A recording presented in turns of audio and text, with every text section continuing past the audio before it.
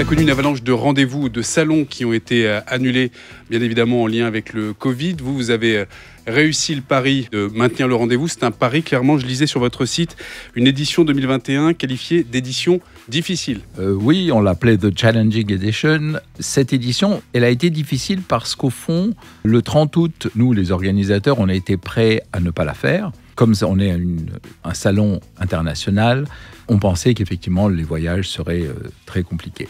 Nous pensions ne pas le faire. Les exposants ont pensé qu'on pouvait le faire et du coup, on est en train de le faire. Donc on a dû travailler en 6 semaines. On a dû faire en 6 semaines ce qu'en général on fait plutôt en 5-6 mois, d'où on l'appelait The Challenging Edition. Avec les restrictions inhérentes à la situation sanitaire, ça voudrait dire moins d'exposants malgré tout, moins de représentativité internationale en tout cas?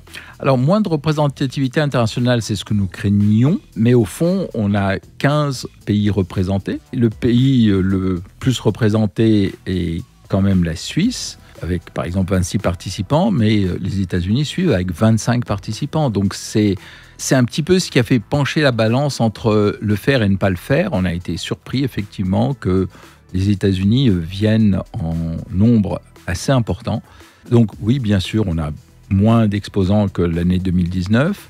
On a à peu près autant que l'année 2018. À la fois, pour un salon qui s'annonçait sous des auspices très très difficiles, on est content de la représentation actuelle des exposants. J'aime Genève en 2 mots, c'est un salon qui rassemble donc en un même lieu les négociants, les professionnels du secteur, mais aussi les amateurs. Une belle vitrine assurément pour les visiteurs qui sont passionnés, avertis ou qui ont les moyens. Qui ont les moyens, oui, mais aussi vous pouvez trouver des choses très abordables. Mais là où on a essayé de mettre l'accent, c'est une transmission. On a essayé de transmettre une passion et on a voulu voir l'ensemble des écoles qui pourraient former des gens, des jeunes, qui pourraient ensuite travailler dans notre domaine. Et notre domaine est très vaste parce c'est pas un domaine.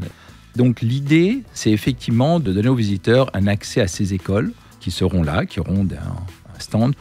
Il y a là la aide, il y aura ISG, il y aura CREA et il y aura les CFC. Et nous allons faire également une table ronde le dimanche à 14h pour des jeunes qui aimeraient se renseigner sur les métiers qui tourneraient autour de tous ces domaines qui composent notre métier, pour essayer d'expliquer un petit peu à des jeunes, peut-être de susciter des vocations